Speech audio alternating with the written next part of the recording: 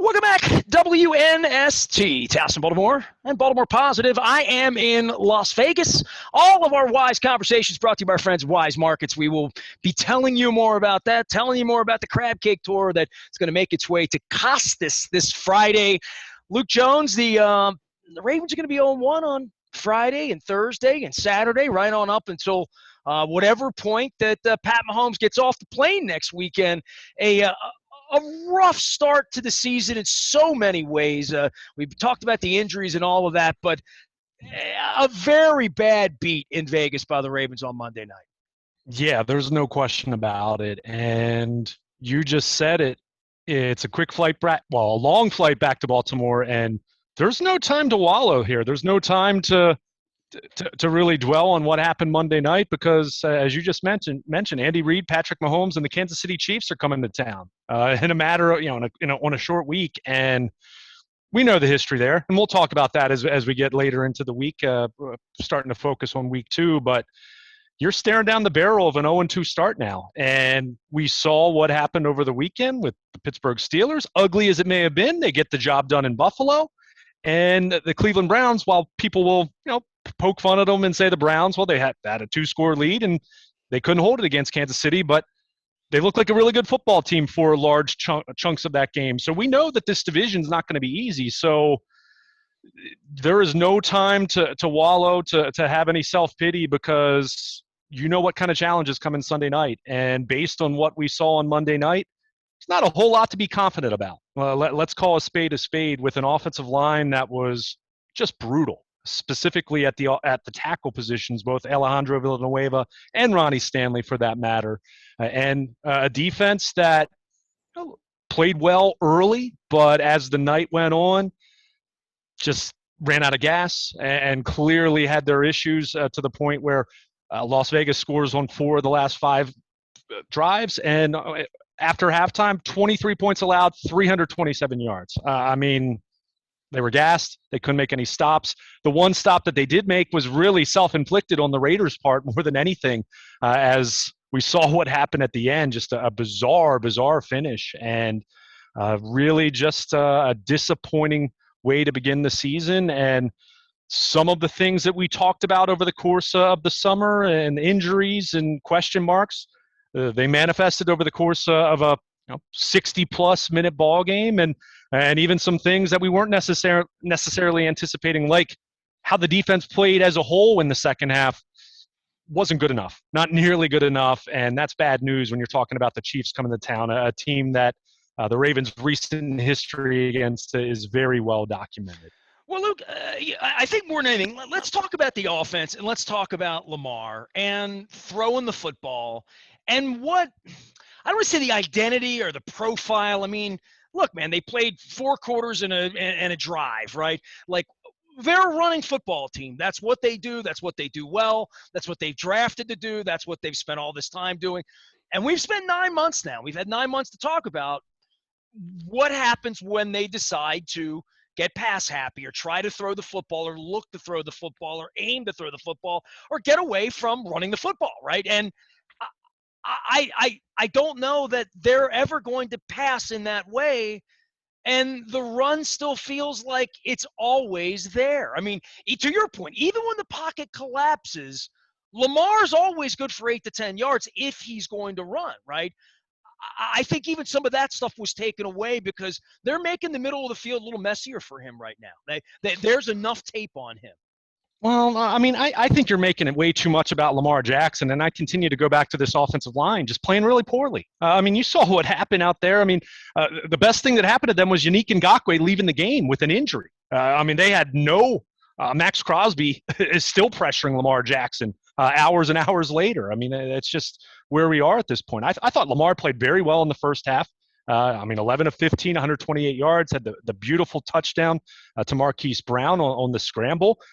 And then he struggled in the third quarter. And to your point, and I will agree with you on this, they were very pass happy to come out in the second half. And I didn't really understand why, because they ran the ball pretty well. It wasn't the best that they've ever run the ball, but halftime stats, 86 yards on 14 carries, 6.1 yards per pop.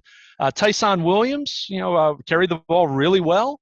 We saw them have the touchdown on the 4th down, and yeah, they came out in the 3rd quarter, and they seemed determined to get the passing game going, and the pressure was pretty relentless. And then at that point, yeah, Lamar Jackson did struggle and missed some open passes, some that he needed to complete, a couple guys that he didn't see for whatever reason. But, I mean, came back in the 4th quarter, made the gorgeous throw to Sammy Watkins. So I agree with your general point. But again, I look at this offensive line, and we talked about this, and we talked about this at the end of last year. John Harbaugh and Eric DeCosta, the first thing they wanted to talk about when we had them for the offseason press conference or Zoom call was the offensive line needing to get better. Well, they traded away a Pro Bowl right tackle, and yeah, we can talk about the long-term value, but what was the but in that discussion? It was, all right, that's fine. And they end up drafting Odafe Owe, and he could become a Pro Bowl edge rusher one day. Great. And he made a big play. but there's still 2021 to think about. And, well, I'll have to say this. So far, Alejandro Villanueva being your solution at right tackle, that looked like a big loser I'm not calling him a loser, the decision being a loser based on how badly he struggled. I mean, that was rough to watch. That was as bad of a performance from a right tackle as we've seen in quite some time. And it was a big reason why the Ravens lost the football game. So, we'll get into the defense too, because, again, at the same time, they scored 27 points. If you tell me, my final score prediction was 27-20 Ravens. Defense gives up over 30 points. That's not good. So there's plenty of blame to go around, but I continue to come back to the offensive line. And to your point, in terms of talking about what this team does best, yeah, I was a little surprised at times where they seemed to move away from the run. And it's not as though the running game was perfect. And, they had their share of some short runs and some stops that the Raiders were able to make. But I'm with you on that. But in the first half, Lamar Jackson threw the ball well. 3rd quarter, not so much. And we haven't talked about it yet. But, of course, the 2 fumbles, I mean, you can't have that. And he's the first to tell you that. And he said that in his post-game comments. But between that and then Mark Andrews with a big drop late in the game, in overtime, I mean, you just paid the guy $56 million to be a Pro Bowl caliber tight end. And that's a spot where you need your Pro Bowl caliber tight end to make a catch. And we saw what happened right after that. So just a lot of instances on Monday night, as wild as this game was. And by the way, I joked on Twitter late in the game, and I'll stand by this. ESPN's got to be petitioning the NFL to put the Ravens on Monday Night Football every week. But between this game and the Cleveland game in December last year, just great theater. But Ravens fans don't want to hear about that part of it right now, because definitely one of those where you're licking your wounds a little bit and realizing this football team has a lot to work on in a very short period of time before the Chiefs come to town, and they're trying to avoid an 0-2 start, which isn't a season ender by any means, but we know the history. You fall to 0-2 to start a season, and maybe it's a little bit different with a 17-game schedule. You get a little more time to make it up, but we know that history generally not very favorable in that situation. But a lot of that's because bad teams fall to 0-2, and I'm not saying the Ravens are bad. I still think this is a good football team, but they have a lot to work on and a lot to be disappointed about how Monday night played out. Luke Jones with us. He will be in Owings Mills all week long in the short week that we're going to have. I am in Las Vegas. If you're watching out on our WNST TV channel and YouTube, you can see where I got in and I got out, and the game feels like it went on forever to some degree.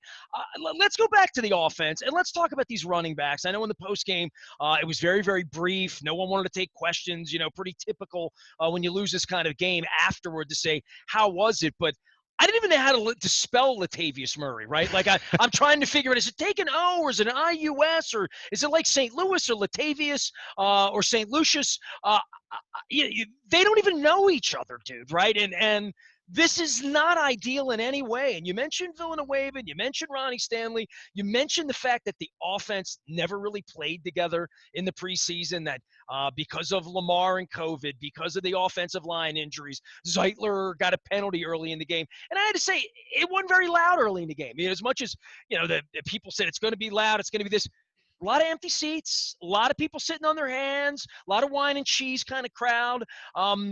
The vaccine, Luke, and this would be interesting because I ran into Kim Herring outside. We're talking about Clear, and you need the Clear identification to get in. Kim Herring works for Clear, and it gets me in. We say, what I learned, and this is from JT the Brick, the Latino population that doesn't, in many cases, immigration and all those sort of things, vaccine cards for the Raiders. This was a very, very genteel.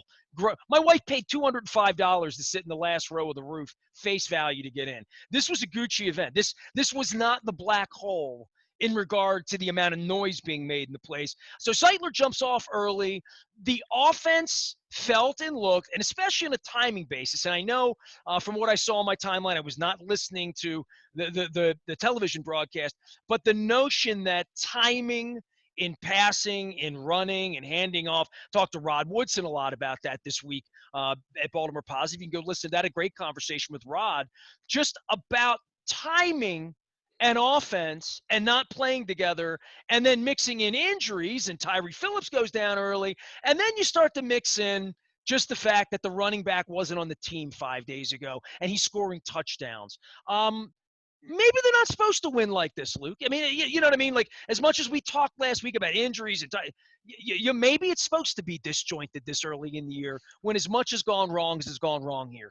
Yeah, and I think that's fair. And that's part of why other than the offensive line, and like I said, Villanueva struggling as badly as he did, and I get it. He used to be a left tackle, but we talked about this in passing. We didn't necessarily dwell on it because the Ravens, they clearly had a plan here. They had brought him in and talked to him before the draft. It was clear that they had kind of a plan in mind as far as when they were going to sign him. But we know the Pittsburgh Steelers had a really poor offensive line last year, right? I mean, that was evident by the end of the year, and their inability to run the football. And we know they love Villanueva too. I mean, as a human being. As a human being, yes. They didn't try to keep him. It was very clear they were done with Alejandro Villanueva. And look, I don't want to just play that game because there have been plenty of times that the Ravens have gotten a player who looked like he was done. I mean, Steve Smith was a perfect example of that. Looked like he was very much on the decline in Carolina the last year or two. Came to Baltimore, was revitalized, injury notwithstanding, a second year, but was kind of sort of the old Steve Smith, an older version of him. So we've seen those rejuvenation type stories, those reclamation stories for veteran players, but it was just a little bit of a red flag. And I think there was, and I don't want to bury the guy. It's week one. I mean, he could come back and play really well the next couple of weeks, and we're not even talking about the right tackle position anymore. But there is that challenge of that adjustment going from the left to the right side or vice versa. And I famously remember you and I having a live radio show with Marshall Yanda the year that he switched to left guard, and he did it so seamlessly, but he flat out said, it's really tough to do because you feel like you're tying your shoes using the opposite hand placement. I mean, that's just the way it is. So is there room for him to improve and grow, or is this what you're going to see week in and week out? You certainly hope it's the former, because what we saw on Monday night with him just having no answers for Max Crosby, that wasn't good enough. On the flip side, Ronnie Stanley, you give him the benefit of the doubt and say, hey, he's coming off of a major ankle injury, and I think the Raiders got a version of Yannick Ngakoue the Ravens were hoping to get last year, and that just never showed up for whatever reason. You mean the pissed off one that runs around and looks like the guy who was the young version of himself, right? We didn't see that version of him last year. No, we didn't. And I mean, we can certainly discuss why. I mean, what was it, a bad scheme fit? Was he miscast? Or did they have him? Were they wanting him to do things he wasn't comfortable doing? Who knows? It's probably a combination of things. But he did come in the middle of the flow too. And as much as we talk about Latavius Murray and other players, coming in the middle of the flow is different. I mean, even for Earl Thomas. Sure. But the point is, he was blowing by the Ravens' offensive tackles. So, like I said, you're hoping. You exhale. First of all, we know it's a week-to-week league. I mean, look at what the Green Bay Packers are talking about right now. Look at some other team. I mean, Buffalo, a team that was hyped way more than the Ravens in the AFC in the offseason. Look what kind of performance they turned in at home on Sunday. So we've seen these lousy week ones, or in the case of the Ravens, where they look so unbelievable in week one. I mean, we know the previous 5 season openers, they outscored their opponent 177-26. I mean, just absolutely incredible. But then we see, the next week isn't necessarily that, so it really is a week to week league. Week one is always about overreaction. So I'll tell everyone, I'll remind everyone of that before, you're thinking about canceling your season tickets, selling your season tickets. Or, I mean, with the Chiefs coming in, if there's a time to overreact, now is 0-1's not good. This is a bad spot for them. It really is. No question. And when I say overreact, meaning when people are, the season's over, they're terrible, Harbaugh needs to be fired. I mean, the stuff that every city that's 0-1 is the kind of stuff that they're saying right now. Because you're emotional, you waited a long time for week one. Fans are going to react that way. By the way, Bat, 8 minutes into the first quarter, I went to the commissary, and JT the Brick happened to be sitting in the media lounge. He wanted to bench Derek Carr. He wanted Mariota to play in the first. Yeah. Well, you saw the third down run. I mean, that was their. I believe that was their longest run of the night, wasn't it? I mean, they I said to him, dude, it's a good thing you don't have a radio show in the first quarter of football games. It's all. But and we really are moment to moment, week to week, and right now it sucks for us. And we're going to sit here and talk about all the bad things that happened, but they had the game won with 33 seconds left to go, literally, right?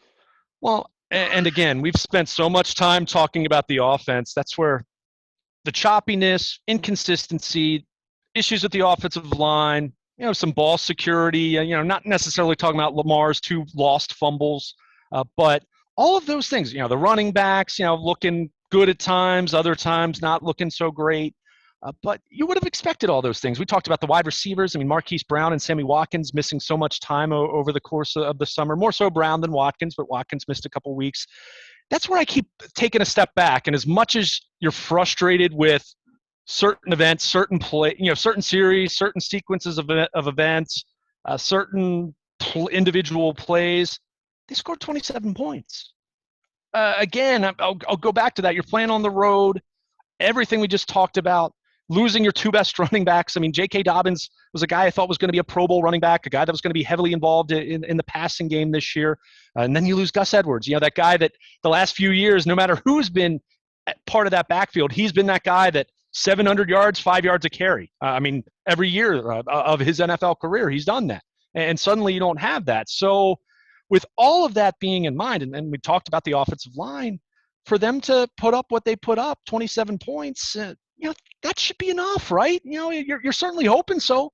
And I know they were missing Marcus Peters, but, you give up nearly 500 yards of offense and 6.1 yards per play. I mean, that's just not good enough. And again, that we kind of talked about it before the Peters injury.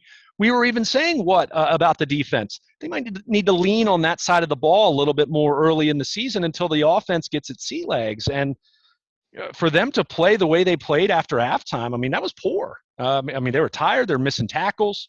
Guys that they weren't covering in the back end. The blitzes were not getting home. Their pass rush was non-existent, save for the Patrick Queen play and a couple other plays. But I mean, Derek Carr had time back there, and especially when you're blitzing and you're leaving some of these guys on an island, that's not going to turn out well. And we saw that with the big play that Brandon Stevens gives up on the completion to Ruggs on 3rd and 10 that set up the game-tying touchdown to Waller. So that's where, as much as I can point at things about the offense that I'm concerned about, sure.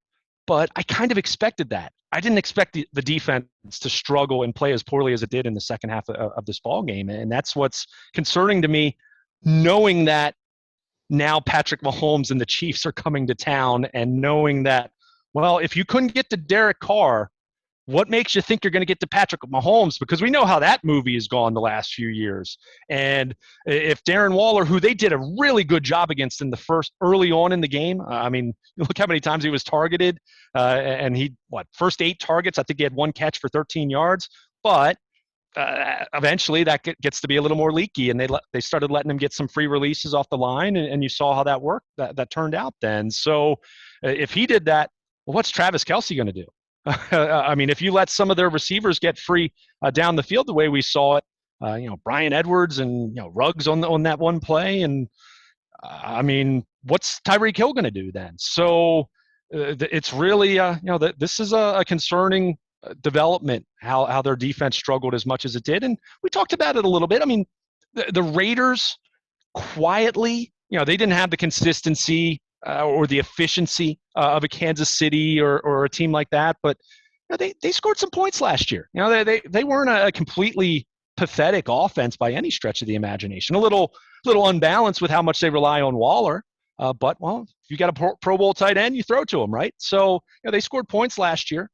But I mean, to just see the defense, especially you get to late in the third quarter, and I mean, they just couldn't stop anything at that point in time. So it's where I go back to this, and I picked 27-20 as my final score, and the Ravens scored 27 points.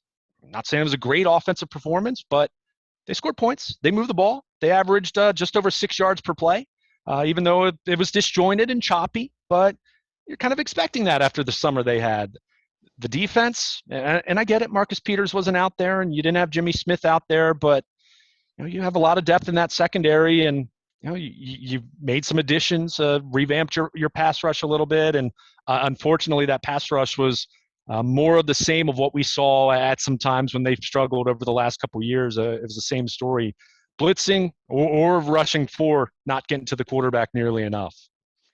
Luke Jones joining us here. He will be in Owings Mills all week. All are brought to you by our friends at Royal Farms. Real fresh, real fast. Chicken Palooza's over, but I got some chicken last week. As I stopped and got some Haagen-Dazs ice cream as well, and gassed up at Rofo. Make sure you're taking care of our friends at Royal Farms. Luke will be out in Owings Mills. We're going to have a game real fast on Sunday. We're doing the turnaround. Luke's going to be out in Owings Mills. We're going to be at Costas on Friday doing the Maryland Crab Cake Tour as well. If there's any breaking news, you'll receive that as you always do on the WNST Tech Service, brought to you by Coons Ford of Security Boulevard. And Dennis will be here on Thursday from 3 until 5, and again on Sunday, even though we go Sunday night.